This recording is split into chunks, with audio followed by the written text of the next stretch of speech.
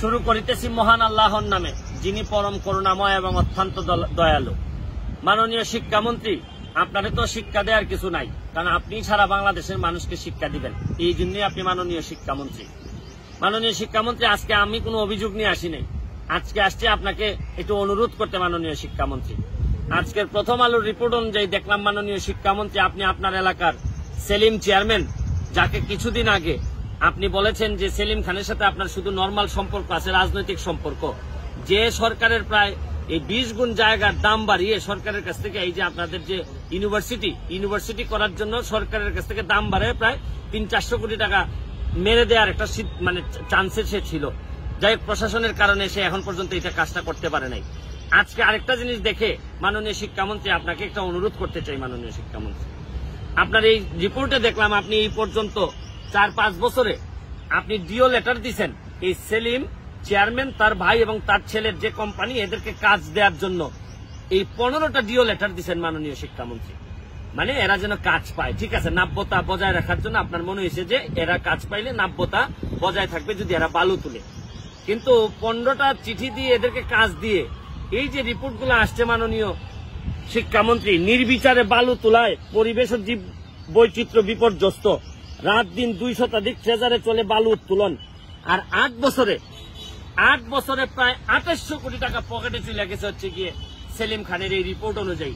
এবং যেভাবে এই বালু তোলার যে সুবিধাটা, এটা হচ্ছে গিয়ে নির্বিচারে বালু তুলবেন, আর সেলিম খান তো এত উপরে চলে গেছে, আমি তো ভাবছিলাম যে সেলিম খান ছোট্ট চেয়ারম্যান আপনার এলাকার, কিন্তু আপনার বদান্যতায় বা আপনার এই ছায়া থেকে এই সেলিম যে বহুদূর চলে গেছে।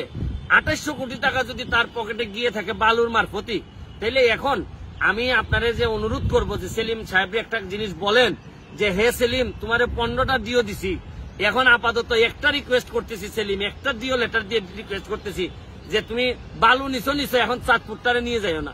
চাঁদপুরটারে তো ধ্বংসের দিকে নিয়ে যাচ্ছেন এই সেলিম খান এবং সেলিম খানের পরিবাররা।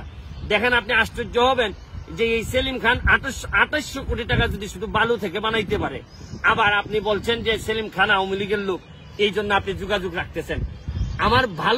আমার বিশ্বাস যে আপনি জানেন মাননীয় শিক্ষামন্ত্রী, যে কোনো ভদ্রলোক যদি আওয়ামী লীগ করে আর সে যদি দুর্নীতির সাথে জড়াই যায়, আমি যদি নিশ্চিতভাবে বুঝি সে মানুষের ক্ষতি করতেছে, সে দেশের ক্ষতি করতেছে, সে দুর্নীতিবাজ, তাইলে বঙ্গবন্ধুর আদর্শ হচ্ছে গিয়ে দুর্নীতিবাজ কখনো আওয়ামী লীগের হইতে পারে না।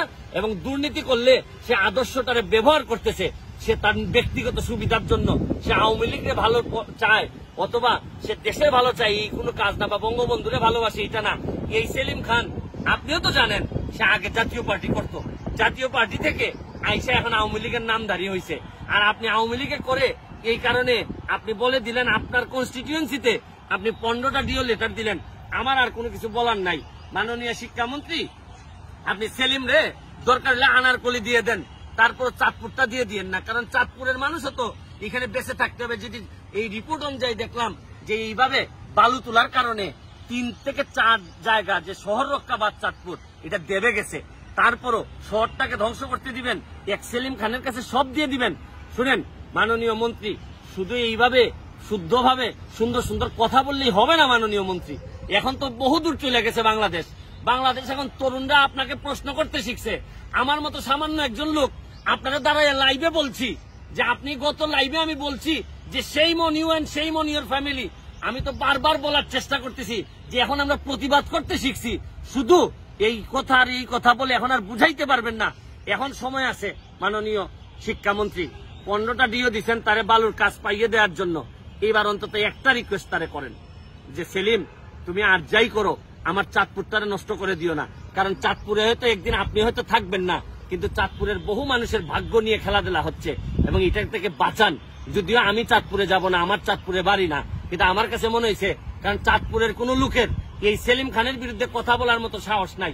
আরে আমি গেলেও তো আমাকেও রাখবে না সেলিম খান, কারণ সেলিম খান এখন এত দূরে চলে গেছে, আর কয়দিন পরে এই সেলিম খানরা কানাডাতে টাকা পাচার করবে, এই সেলিম খানরা আওয়ামী লীগকে বদনাম করবে, এই সেলিম খানরা জননেত্রী শেখ হাসিনাকে বিব্রত করবে।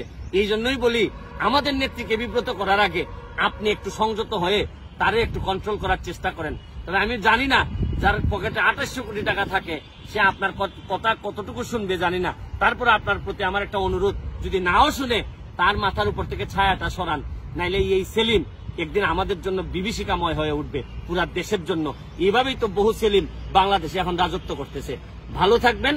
আরেকটা কথা বলে দিতে চাই আপনাদেরকে, যারা বালু যারা উঠায় তাদের তো অনেক সুবিধা। মাননীয় শিক্ষামন্ত্রী, আপনি তো জানেন না মনে হয়, যারা বালু উঠায় তারা কিছুদিন পরে পার ভাঙা যায়, তখন পার ঠিক করার জন্য আবার কন্ট্রাক্ট পায়, আর এইখানে আবার কাজ পায়, আবার জিও ব্যাগ এগুলার জন্য আবার কাজ পায়। মানে এরা তো শুধু ব্যবসা আর ব্যবসা, কোনো অসুবিধা নাই, বাংলাদেশ গুল্লায় যাক, কিন্তু এরা ব্যবসায়ীরা, আপনার লোকরা ভালো থাকবে, এটা কোনোদিনই হইতে পারে না। এটা বঙ্গবন্ধুর আদর্শের কথা না। মাননীয় শিক্ষামন্ত্রী, এইরকম শিক্ষা আপনি বাংলাদেশে দিয়েন না, দিলে বাংলাদেশে আর কিছু থাকবে না, কোনো লোক থাকবে না, কোনো মানুষ থাকবে না যাকে নিয়ে আমরা বলবো যে আমরা সোনার বাংলা বানাইতে চাই বঙ্গবন্ধু।